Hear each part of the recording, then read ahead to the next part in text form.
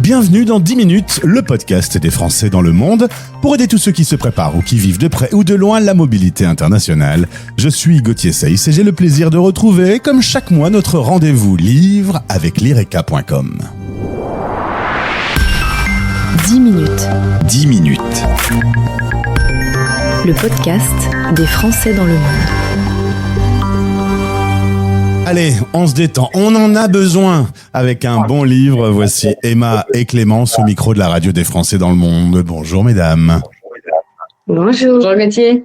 C'est l'heure de retrouver notre chronique littéraire avec notre partenaire lireka.com qui vous livre dans le monde entier pour gratuit. Ça c'est plutôt pas mal et justement l'occasion de se promener dans le site aujourd'hui sur un sujet qui va parler d'amour. Je le disais en intro, on en a bien besoin en ce moment. Je crois, Clémence, que tu as sélectionné pour nous quelques livres pour cette jolie période. Tout à fait. C'est vrai que la Saint-Valentin, on a souvent tendance à offrir des chocolats, des fleurs, se faire un bon restaurant en amoureux. Mais je me suis dit que cette année, on pouvait aussi offrir quelque chose qui va durer beaucoup plus dans le temps, bien plus longtemps qu'un bouquet de fleurs et qui fait battre les cœurs bien après le 14 février. Et c'est vrai qu'un livre, c'est vraiment une émotion qu'on va prolonger dans le temps, une histoire qu'on peut partager aussi à deux, un moment qui peut être rien qu'à soi le soir où on se fait couler un bon bain. Et bonne nouvelle, il y a vraiment un livre parfait pour tous les amoureux du monde. Eh ben, on va regarder ça ensemble. On peut même lire le livre à deux, si on est très très motivé. Il faut lire à la même cadence, c'est tout le truc. Alors, on va commencer par les thrillers. Je sais pas comment tu vas raccrocher l'amour à des histoires de meurtre, mais je te laisse te débrouiller. C'est pour les amoureux qui vont aimer frissonner à deux. Et c'est vrai que les thrillers domestiques, c'est une réelle tendance dans la lignée de la femme de ménage.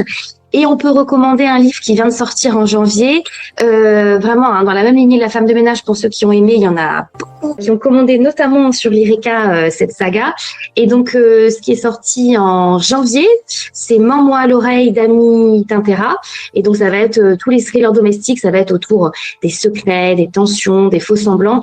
Et c'est un genre, c'est typiquement le genre de livre qu'on ne peut pas quitter le soir et qu'on se couche 2 heures du matin pour le terminer. Cela dit, je vous conseille pas d'avoir des secrets dans un couple, c'est jamais très très bon. On va regarder dans la section nouveautés, s'il te plaît. Complètement. Et là, pour vibrer d'émotions, donc je vais recommander le nouveau roman de Melissa d'Acosta Fauve. Et c'est vrai que pour moi, c'est l'un des meilleurs romans de l'autrice. On était plutôt habitué à du feel good. Là, je trouve qu'elle a vraiment affiné son style et elle explore constamment des nouvelles thématiques, comme elle le fait là, donc dans Fauve de Melissa d'Acosta.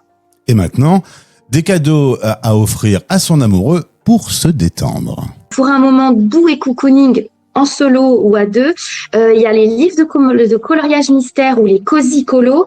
Pareil, une très grande tendance en ce moment que vous pouvez offrir notamment avec un paquet de crayons de couleur, des feutres, et c'est détente garantie et surtout loin des écrans. Autant en emporte les livres, voici le moment de parler de romans. Quelques romances à lire en amoureux. Bah oui, quand on parle Saint-Valentin, je vais quand même recommander pour les grands romantiques de belles romances, la saga notamment Seasons de Morgane Moncomble. Donc il y a Un hiver pour te résister. Enfin voilà, elle refait toutes les saisons. Et je peux aussi recommander Before Storm d'Emily X pour avoir des papillons dans le ventre, mais version papier bien sûr. Et toujours dans la romance, mais un peu plus intense pour un public averti. Il y a aussi tout ce qui est dark romance, notamment pareil, ça vient de sortir en janvier. Toxique, le tome 1 de Joyce Keaton. Et c'est une histoire qui va être bien sûr plus sombre, plus troublante, où il va y avoir passion et danger qui se frôlent. Et c'est vraiment par contre à réserver à ceux ou celles qui aiment les sensations fortes. Et donc, comme vous avez pu le voir, pour ceux qui vont aimer frissonner, pleurer, se détendre, tomber amoureux entre les pages, il y a vraiment une histoire qui est faite pour la personne qu'on aime. Et bonne nouvelle, tous ces livres sont disponibles avec la livraison gratuite sur notre librairie en ligne Lireka. Alors justement, je le disais en intro, Lireka, notre partenaire, livre partout dans le monde gratuitement. On peut rappeler, Emma, quand même, qu'est-ce que c'est que cette promesse magnifique ? Comme le disait Clémence, on a lancé Lireka pour permettre à tous les lecteurs, où qu'ils soient dans le monde entier, de pouvoir commander des livres. Et on l'a fait aussi pour nous rendre service, puisque on a été nous-mêmes expatriés, chacun dans des pays différents. Et donc c'est un sujet qu'on connaît bien. On sait que si on n'a pas la chance d'avoir une librairie qui vend des livres en français à côté, c'est très compliqué. Et c'est pour ça qu'on a lancé l'IRECA, qui a tous les livres en français avec des livraisons gratuites dans le monde. Et ça coûte moins cher que si on utilise le petit logo avec une flèche. On est d'accord. Alors Emma, puisque tu me parles de tes différentes expériences d'expat, tu sais ce que c'est qu'un déménagement ? Sur la radio des Français dans le monde, on s'attaque à ce dossier spécial pour réussir son déménagement à l'international. Tu as déménagé avec des enfants. On peut considérer que c'est pour eux qu'il faut prendre un soin particulier à ce moment stratégique ? Ouais, tout à fait.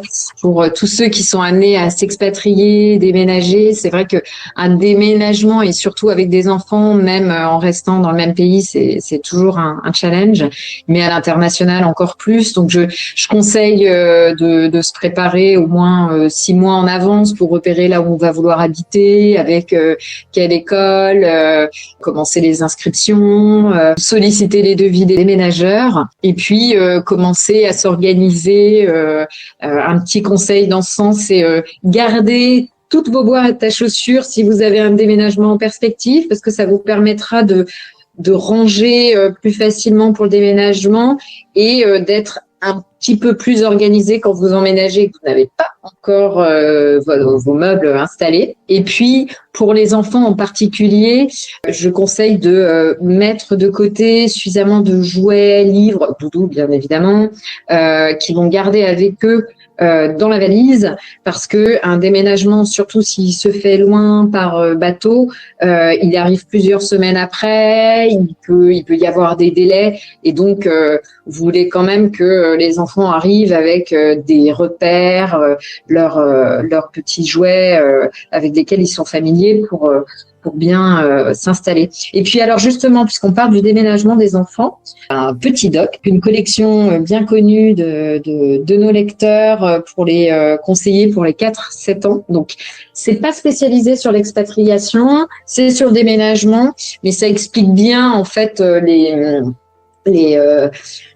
tout ce qui va se passer. En fait, on explique, voilà, on va déménager, il y aura des déménageurs qui vont venir, vous allez changer d'école, ça c'est des déménageurs qui fait les repérages, et puis donc on va changer de quartier, d'école, et donc c'est bien pour les préparer et qu'ils sachent comment ça va se dérouler. Ça peut réduire justement l'anxiété. Et puis il y a aussi des livres doudous.